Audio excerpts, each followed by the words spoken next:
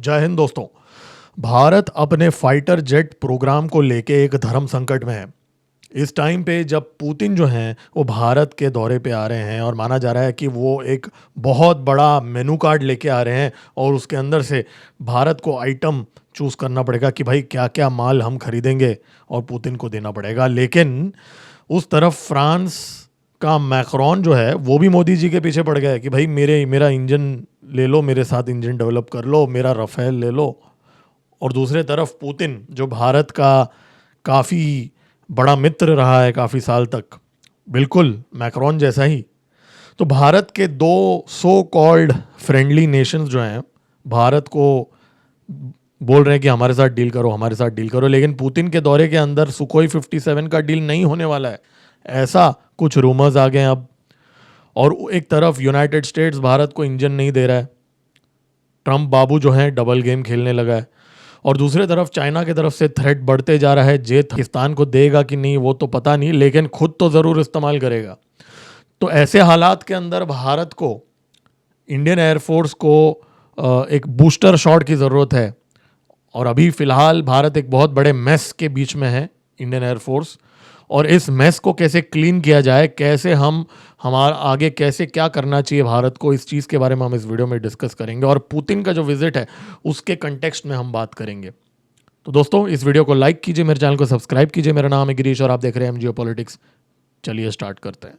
देखिए, इससे पहले कि मैं सुखोई 57 और एएमसीए की बात करूं, पहले हम ये देखते हैं कि भाई पुतिन के साथ डील क्या होने वाला है। देखिए, द प्रिंट और कुछ न्यूज़ आउटलेट्स ने ऑलरेडी खुलासा किया। उन्होंने डिक्लेयर कर दिया कि नहीं जी, ये फलाना फलाना डील होने वाला है। अब कुछ सरप्राइजेस भी हो सकते हैं, वो भी मैं बताऊंगा, लेकिन पहले जो कंफर्म्ड है वो बता दूंगा आपको। S-400 के एडिशनल स्क्वाड्रंस जो हैं S-400 के, वो ऑर्डर देने वाला है। और इतना ही नहीं, नए मिसाइल्स भी ऑर्डर देने वाला है S-400 के, क्योंकि हमने ऑलरेडी थोड़े बहुत एग्जॉस्ट कर लिए हैं ऑपरेशन सिंदूर के अंदर।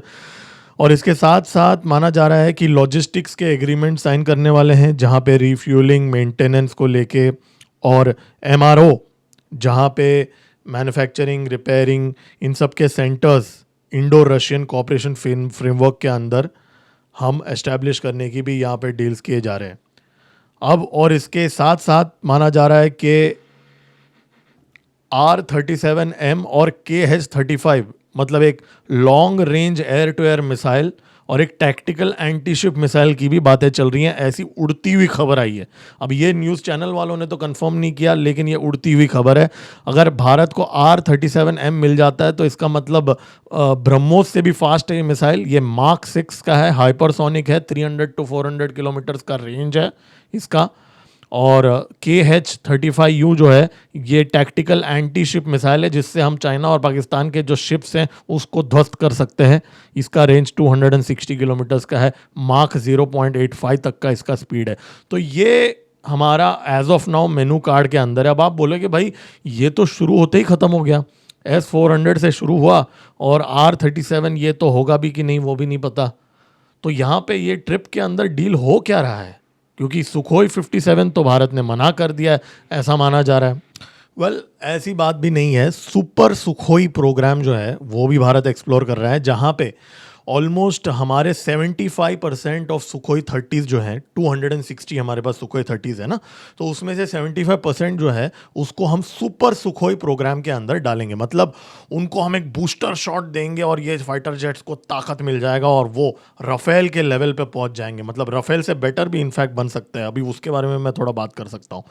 तो सुखोई 30 जो है उसको अपग्रेड किया जाएगा। माना जा रहा है कि 200 के आसपास सुखोई 30s को अपग्रेड किया जाएगा और उनके अंदर नए नए ब्रांड न्यू AESA रडार्स लगाए जाएंगे। अब हो सकता है भारत का विरूपक्ष रडार भी हो सकता है या उत्तम रडार भी हो सकता है। तो ये AESA रडार इंस्टॉल की जाएगी। मॉडर्न ग्लास कॉकपिट इंस्टॉल की जाएगी सुखोई 30 के अंदर। और हमारा जो बहुत सारे रडार सिग्नेचर डिटेक्शन मेजर्स डाली जाएंगी और कुछ नए मिसाइल्स भी इंटीग्रेट की जाएंगी। अस्त्रा, MK1, MK2, ब्रह्मोस और कुछ प्रिसीजन गाइडेड बॉम्ब्स भी फिट की जाएंगे हमारे सुखोई 30 का के ऊपर। और ये हमारे सुखोई 30s को राफेल के लेवल तक लेके आएगा। जी हाँ, हमारे जो सुखोई 30 हैं वो ऑलमोस्ट, आई नो आप में से बहुत लोग डिबेट करोगे कि नहीं राफेल सुपीरियर है। हाँ हाँ, 19 20 18 20 है, लेकिन मैं मोटा मोटा बोल रहा हूँ राफेल के लेवल पे वो लेके आएगा। लेकिन सबसे बड़ा सवाल ये उठता है कि भारत सुखोई 57 इस समय क्यों नहीं खरीद रहा है। देखिए, सुखोई 57 को लेके कुछ चीज़ें तो एकदम क्लियर है। एक तो उसकी जो स्टील्थनेस है, वो माना जाता है कि भाई F-35 के तो आसपास भी नहीं है, और चाइना का J-30 के आसपास भी नहीं है, और J-20 के लेवल का है अगर माना भी जाएगा तो। और वो उसका एक डिसएडवांटेज माना जाता है। और दूसरा, रशिया का जो इस समय प्रोडक्शन रेट है, खुद वॉर में फंसा हुआ है और वो वॉर कंटिन्यू होने वाला, अभी लेटेस्ट रिपोर्ट्स के अनुसार पीस डील कुछ होने नहीं वाला। तो रशिया का जो कैपेबिलिटी है उस पे भी क्वेश्चन मार्क आता है। हालांकि रशिया ने अभी सुखोई 57 का भारत के अंदर प्रोडक्शन करने का और टेक्नोलॉजी ट्रांसफ़र ऑफर तो किया है, उस पे मैं आता हूँ, लेकिन ऑफ द शेल्फ एक क्वेश्चन मार्क है। और सैंक्शंस का खतरा, रशिया के ऊपर अभी सैंक्शंस हैं, तो क्या रशिया को वो सारे पार्ट्स मिलेंगे जो वो भारत को सप्लाई कर पाएगा सुखोई 57 के लिए, वो भी यहाँ पे एक क्वेश्चन है। और दूसरा यहाँ पे सवाल आता है सबसे बड़ा कि भाई हमारा खुद का AMCA जो है वो हम बना रहे हैं, 10 साल के अंदर बनेगा, तो फिर सुखोई 57 हमारे खुद का जो AMCA है, जो हमारा बच्चा जब हम पैदा कर रहे हैं, तो क्या हम एडॉप्टेड बच्चे को अभी लेके आएंगे? तो ये क्वेश्चन भी यहाँ पे कहीं ना कहीं उठ रहा है।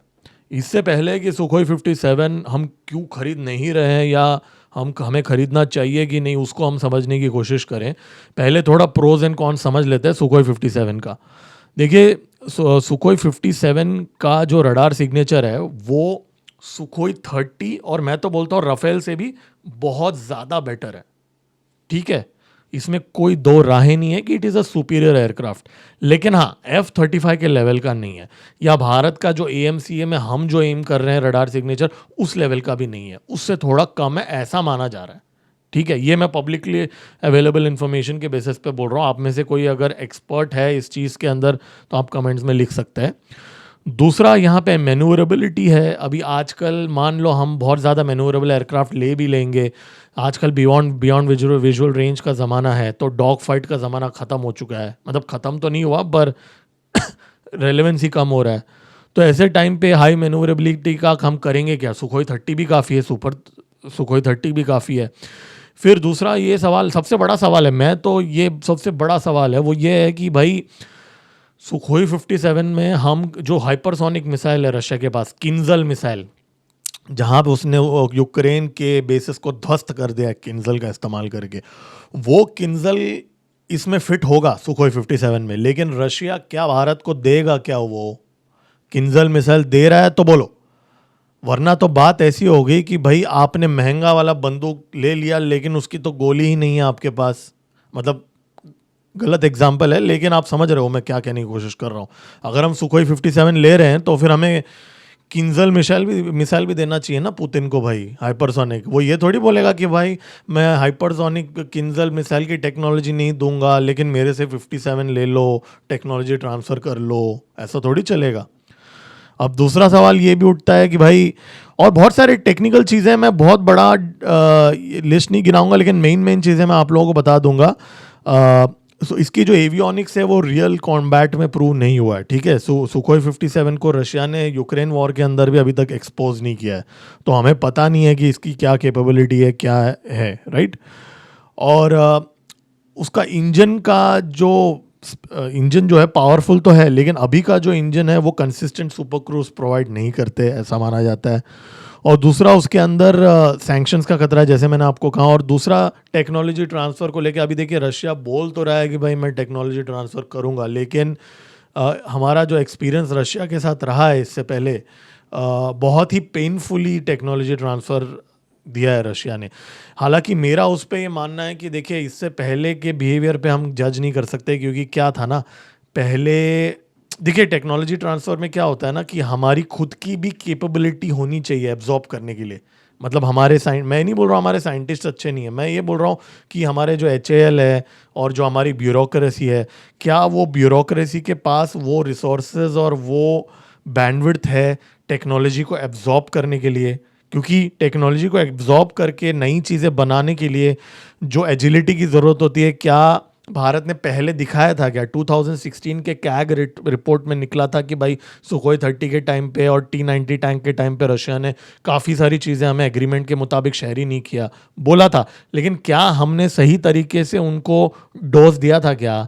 देखो यार, कभी कभी आप लोग भी कहीं ना कहीं काम कर रहे होंगे, आप लोगों को भी पता है कि वेंडर लोग कभी कभी टाइम पे कोई चीज़ देते नहीं है, तो वेंडर लोग को सुनाना पड़ता है, काम करा के लेना होता है। ऐसा नहीं है कि कोई आपके चरणों के ऊपर आके समर्पित कर देगा हर चीज़। आपको रशिया के साथ इतनी स्ट्रेटेजिक पार्टनरशिप अगर थी हमेशा से ही, दोस्ती यारी बोलते हो ना, रशिया हमारा दोस्त है, तो अगर इतनी दोस्ती है तो फिर लेवरेज करो ना उसको। उसको बोलो कि भाई मेरे को अगर टेक्नोलॉजी ट्रांसफर सुखोई 30 का और बाकी पहले का अगर आप मेरे को टाइम पे नहीं दोगे तो हमारी दोस्ती पे इसका असर होगा। ऐसा करके टाइम टू टाइम दोस्ती यारी के अंदर भी अपने को, दोस्तों को भी तो हमें कभी कभी डोज देना पड़ता है ना। दोस्त ऐसा थोड़ी होता है कि भाई अपने मन से डिलीवर करेगा। तो क्या भारत ने एब्जॉर्ब किया है क्या सही तरीके से? आई डाउट, क्योंकि 2000, आई डोंट नो, मैं पॉलिटिकल एंगल यहाँ पे लेके नहीं आना चाहता हूँ, लेकिन 2014 के पहले हमारा खुद का कितना हम परस्यू कर रहे थे इस चीज़ को, I am not sure about that, क्योंकि मुझे कुछ चीज़ें पता है जो मैं इस वीडियो में शेयर नहीं कर सकता हूँ, लेकिन वो एक क्वेश्चन मार्क है। और दूसरा, यहाँ पे चाइना के ऊपर जो डिपेंडेंसी है, अभी सुखोई 57 का माना जाता है, बहुत सारे कुछ पार्ट्स हैं जो चाइना से आते हैं। अभी देखो, आप वैसे देखने को जाओगे तो सारे मिसाइल्स और जेट्स के कहीं ना कहीं चाइना के अंदर डिपेंडेंसी तो निकलता ही है, लेकिन सुखोई 57 अगर हम इतना हमारा फ्लैगशिप 5th जनरेशन बोल के ले रहे हैं, तो फिर ये चाइनीज़ पार्ट्स की डिपेंडेंसी ये भी हमें देखना पड़ेगा। और फिर सबसे बड़ा रीज़न, राइट, सुखोई 57 तो हमारा सौतेला बेटा होगा, राइट, हमारा जो खुद का हमारा बेटा होगा वो AMCA होगा। तो भाई अभी एडॉप्टेड चाइल्ड को हम क्या कब तक रखेंगे, वो भी एक बात आ जाता है।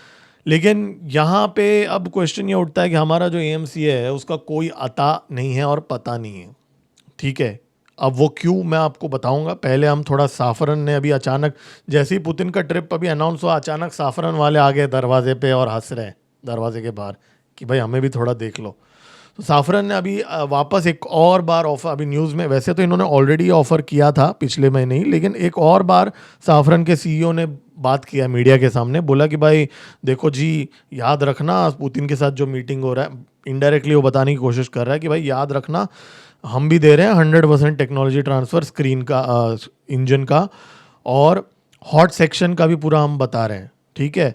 और हम जॉइंट डेवलपमेंट करेंगे, भारत के अंदर एक सेंटर बनाएंगे, ठीक है, जहाँ पे design, data, engineering process, system architecture सब शेयर करेंगे, और पूरा इंटेलेक्चुअल प्रॉपर्टी भारत का होगा, ठीक है।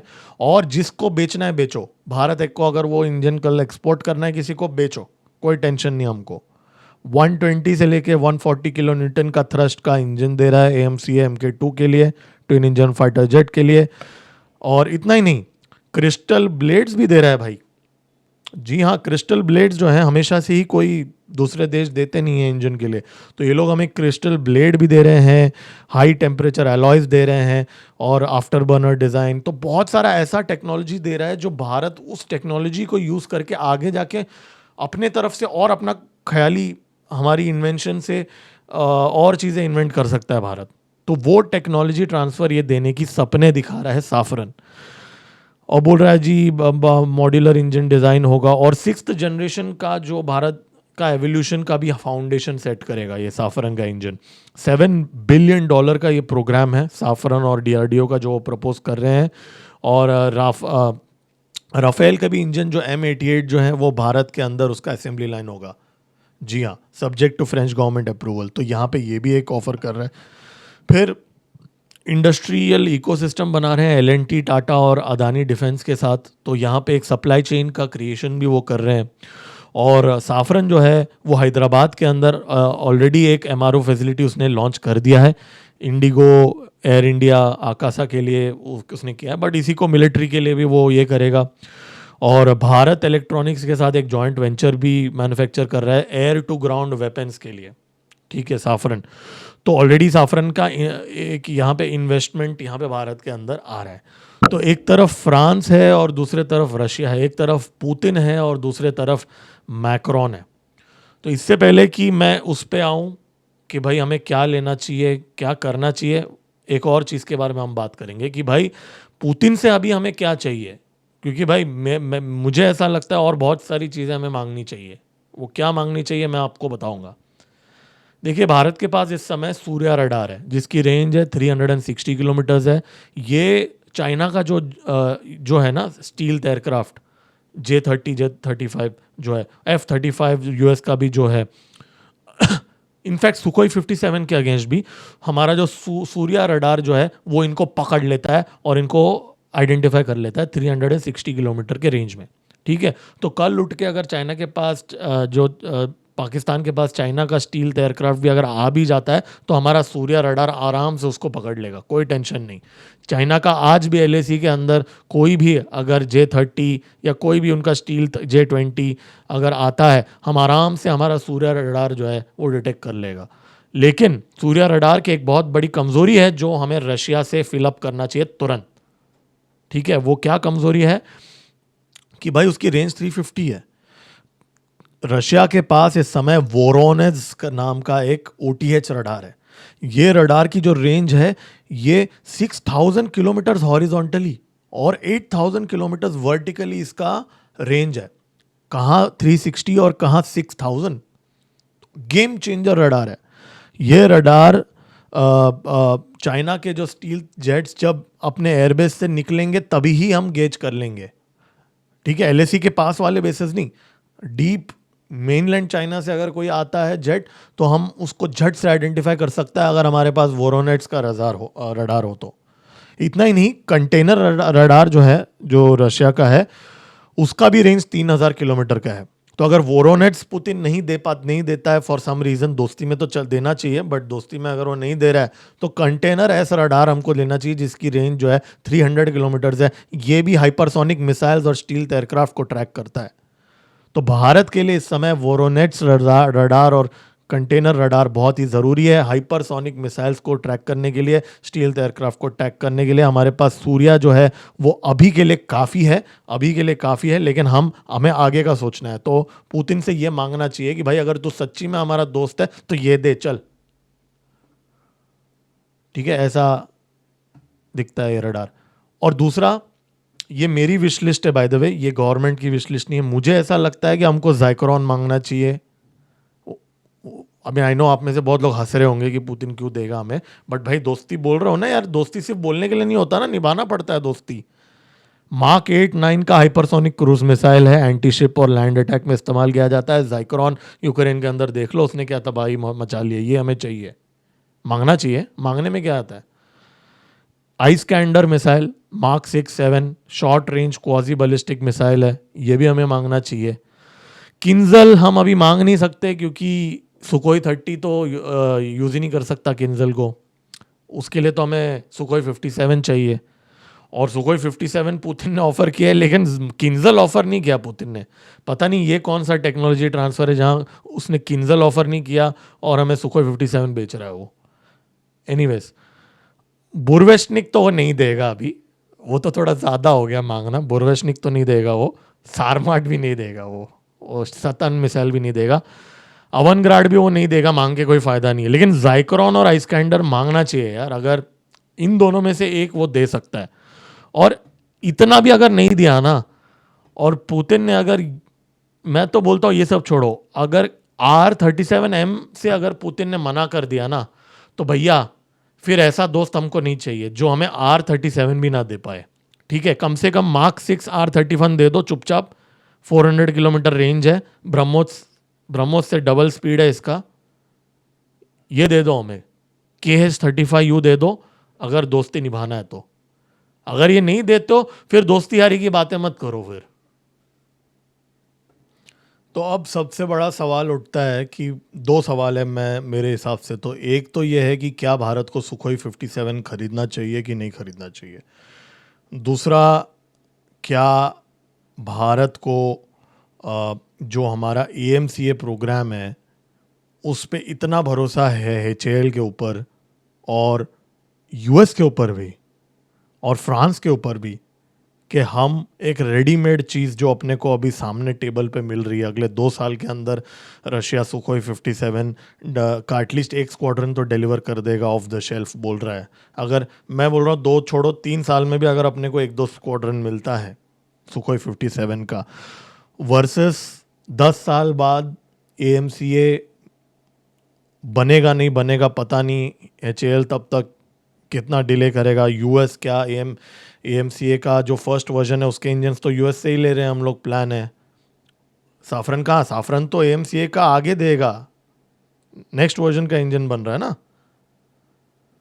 और मान लो अगर जैसे तैसे साफरन से AMCA का पूरा स्टार्टिंग से ही अगर हमने इंजन ले भी लिया तो भी वो 10 इयर्स बाद कौन भारत को मतलब लिखा लीडर, वैसे तो हम उम्मीद कर रहे हैं कि कोई हो, लेकिन भारत का क्या सिचुएशन होगा उस टाइम पे, कौन कहाँ होगा पता नहीं 10 साल के बाद।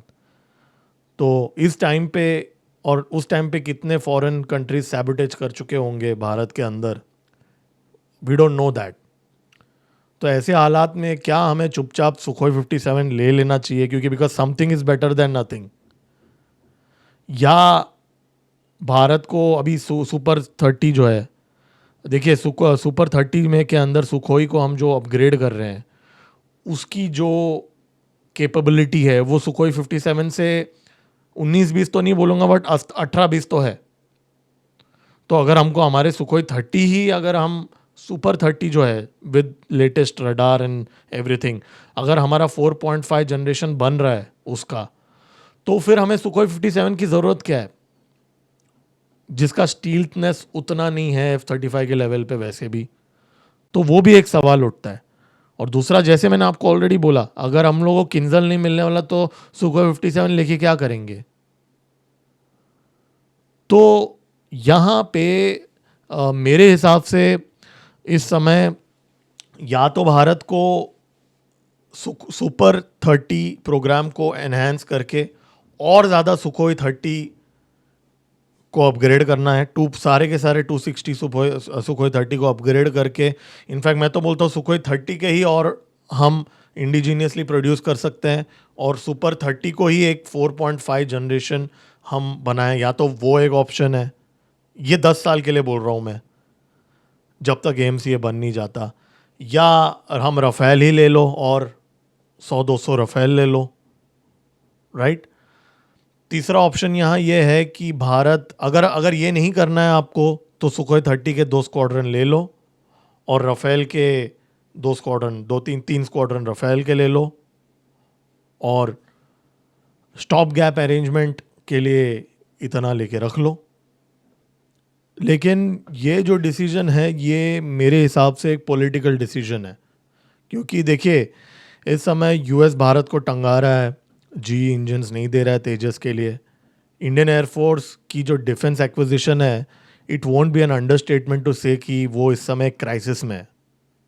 तो ऐसे टाइम पे भारत रशिया को अपसेट नहीं कर सकता क्योंकि एकमात्र रिलायबल पार्टनर था। एक टाइम पे 90% सप्लाई करता था इंडिया को आर्म्स, आज 60% पे आ गया है, लेकिन आज भी 60% भी एक बहुत बड़ी डिपेंडेंसी है। तो भारत को पुतिन के साथ इस समय कुछ ना कुछ डील करना होगा और दूसरे तरफ हमें बैकअप भी चाहिए, तो मैक्रोन के साथ भी हमें डील्स करने होंगे ताकि हम यूनाइटेड स्टेट्स को काउंटर कर सकें और ये जो पाकिस्तान और चाइना का जो थ्रेट है इस समय उसको काउंटर कर सकें। इसलिए मोदी जी ऐसा नहीं है कि सिर्फ पुतिन के साथ डील करेंगे, भारत को फ्रांस के साथ और रशिया के साथ, दोनों के साथ डील करने होंगे। अब सवाल सिर्फ इतना उठता है कि किससे क्या चीज़ हम लेंगे, किस प्रोपोर्शन में लेंगे। और रही बात इंडिजीनियस प्रोग्राम की, जब होगा तब देखा जाएगा, तब तक बैकअप लेके चलो। चाइना हमारे AMCA के लिए रुकने नहीं वाला कि भाई भारत कब AMCA लेके आएगा, चलो यार तब जाके वॉर करते हैं भारत के साथ, ऐसा चाइना नहीं रुकने वाला, कोई भी ऐसा नहीं रुकता। तो भारत को हमारी इमीडिएट जो रिक्वायरमेंट है उसके ऊपर ये डिसीजन लेना चाहिए। आप लोग कमेंट्स में मेरे को लिख के बता सकते हो कि आपको क्या लगता है क्या करना चाहिए भारत को। और दोस्तों इस वीडियो को लाइक कीजिए, मेरे चैनल को सब्सक्राइब कीजिए। मेरा नाम है गिरीश और आप देख रहे हैं जियो पॉलिटिक्स। मिलते हैं अगले वीडियो में। जय हिंद।